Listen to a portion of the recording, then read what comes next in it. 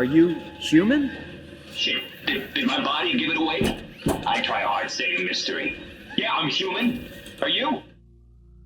I've wanted to make a Halloween video about SOMA for 4 years now, ever since I first played the game. And that's because it has one of the best video game stories of all time. Despite being an almost walking simulator, SOMA is a horror game that is able to capture a glimpse of what storytelling can be at its best in video games. It tells a story and delivers an experience that can only happen in a video game. And at the same time, it leaves us questioning our sense of self, what it means to be human, and what makes life valuable. In this video, I want to talk about how SOMA succeeds, and that's going to require I spoil the main plot points of the game. I highly recommend that you play SOMA before watching this video. And with that, let's see why more video games should be like SOMA. The core theme of SOMA is body, namely the protagonist's body. The word soma is literally the Greek word for body, and the game's plot focuses on the relationship between mind and body in the protagonist, Simon Jarrett, and in others throughout the game. To set the stage a bit, you play as Simon, a man with head trauma who goes to see a shady doctor for a head scan. After the scan, you wake up in some underwater facility and have to figure out what's going on. You come across monsters, robots that seem to be infused with human minds, and eventually one friendly voice, Dr. Catherine Chun, who becomes your companion for most of the game. Now this is your last chance to avoid major spoilers. As you progress through the game, you realize a lot of time has passed since that initial brain scan. Civilization has apparently collapsed due to a meteor impact, with only this underwater facility, Pathos 2, remaining. As you work your way through its stations, you come across robots which seem to think they are human. Some even get angry when you try to tell them what they really are. What the hell are you looking at? I'm here. See? Then you come across Catherine, and you find her in a similar state, though she is aware of her cyborg properties and seems okay with it. Even more, she points out that Simon is in the same boat. Have you looked at yourself lately? You're a walking, talking diving suit with some electronics slapped on for good measure. I don't. You don't want to think about it? We'll start thinking about it. Catherine explains what's going on. As a final measure against the end of the world, humanity would be preserved digitally through her project here at Pathos 2. I saved all the people on the station as brain scans and put them into an artificial world. We were going to launch it into space to save it from, all of this. You find out that the brain scan from the beginning of the game copied your consciousness, which was then uploaded into your diving suit body to start the game. The original flesh and blood Simon died decades ago. But importantly, this process was a copy and paste, not a cut and paste. The original Simon continued living his life after the scan. He never had any experience in Pathos 2. The game has us undergo this copy and paste 2 more times, and each time it is a pivotal moment in the story. The 2 additional transfers that happen at Pathos 2 both involve putting Simon's consciousness in a new body. The first time is because he needs a stronger suit to go deeper underwater, and the second time is the final uploading of his consciousness onto the artificial world Catherine made, called the Ark, as it heads to space. The second moment is basically the end of the game, and is probably what most players will chiefly remember. It has a lot of emotional weight, but I would argue that the first transfer is at least as, if not more, important. In the latter half of the game, Simon needs to go deeper into the water to complete his mission of sending the Ark to space, and this requires a stronger suit to withstand the increased pressure. So you follow Catherine's guidance and prepare the transfer. She copies your consciousness and puts it into the new suit. But then something goes wrong. You, as Simon, wake up in the new body, but the old Simon can be heard muttering just a few words before Catherine forcefully sedates him. There must be something wrong. Can't you run a diagnosis or something? This breaks something in the mind of Simon, the one in the second suit. God damn you, Kath. 2 Simons? There can't be 2 Simons! Even though he had it laid out before, Simon never realized or let himself own up to the fact that the process was copy and paste, not cut and paste. Not anything like a brain transplant, as he says. He always thought there was just the one him continuing through life. When he realizes that's not true, that there are multiple Simons, he loses it. He lashes out at Catherine, saying, "How did you expect me to react to this shit? Please stop. You're fucking disgusting!" Simon thought he was always himself, just shifting from one body to another. In reality, it would probably be fairer to say that he was being cloned, each copy and paste creating another Simon to experience reality. For the most part, the game only follows the conscious experience of one of these Simons, except for this small moment where two overlap, however briefly.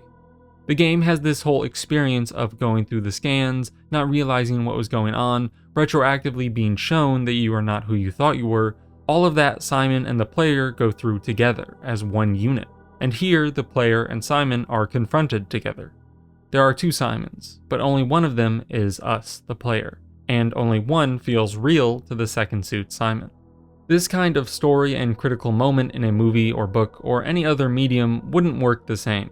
In any other medium, the person experiencing the work wouldn't be able to go back and stare at the player model, the body, that they inhabited up to that point. But that's exactly what we get to do with Simon.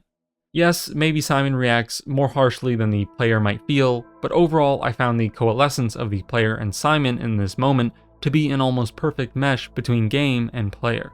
Simon's confusion over who he is and what has happened occurs in line with our confusion over taking up this new body and realizing that from the first brain scan our sense of self was wrong. Plus there's the decision of what to do with the old diving suit Simon too. To let him wake up and live alone in this section of the station, or to pull the plug, drain his battery, and leave only one Simon still alive. This sequence, and the whole game really, use these themes of body and mind really well to make us question our personal identity, an important philosophical topic. Who is the real Simon throughout the game?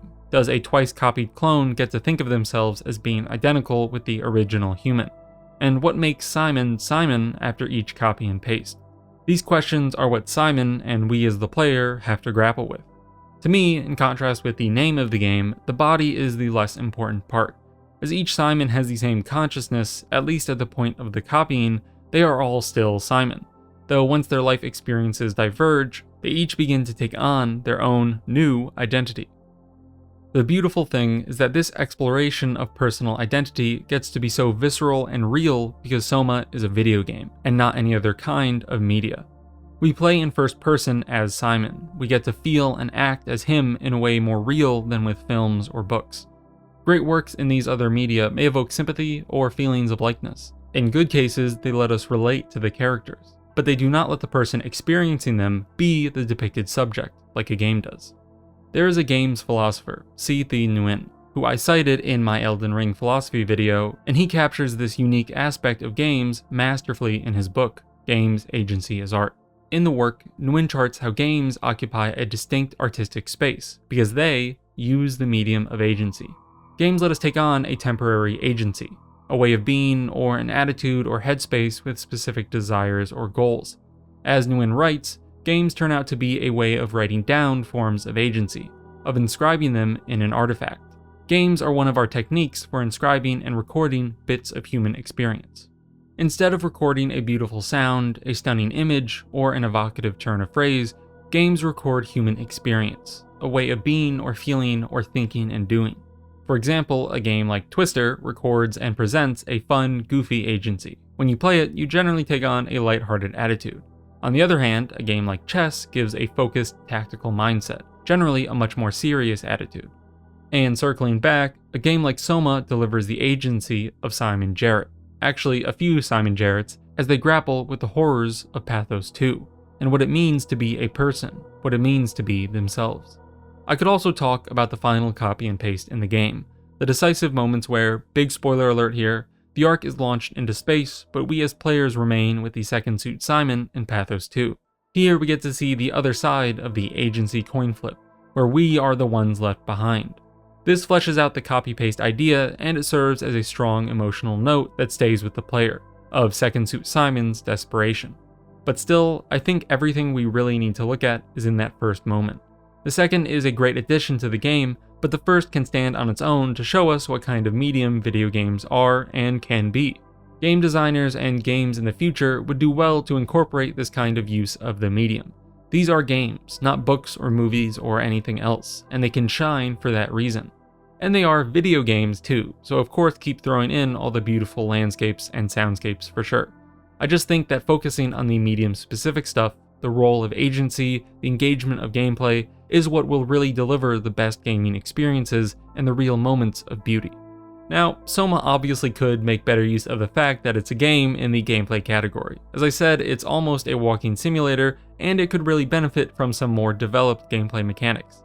But nonetheless, it still stands as one of the best gaming experiences I've ever had. The two climaxes of the game were, to me, glimpses into what the medium can achieve, and I'm excited to see more of that in future games. If you liked the video, feel free to subscribe to the channel or support me on Patreon, as I'll be doing more game analysis like this in the future. Recently I've done mainly Elden Ring stuff, but I want to make it known that I'm not literally just an Elden Ring guy, even though I know making that distinction will have a slow start. I'm sure this video won't do too well in the algorithm metrics, but I think it's still important to pursue what is meaningful even if it's not as commercially successful. Though to any Elden Ring watchers that have made it this far, be on the lookout for more lore soon as it's coming. Thanks for watching, thanks to my patrons for supporting the channel, and with that, peace. And just one final note in the form of a PS after the video, the game does show the other Simon on the arc, so it technically doesn't only follow one Simon's consciousness throughout the game, but that's such a minor point to the overall narrative of the game following the one consciousness that I think it's okay to not bring that up too centrally in this analysis. Thanks for watching, peace for real this time, bye.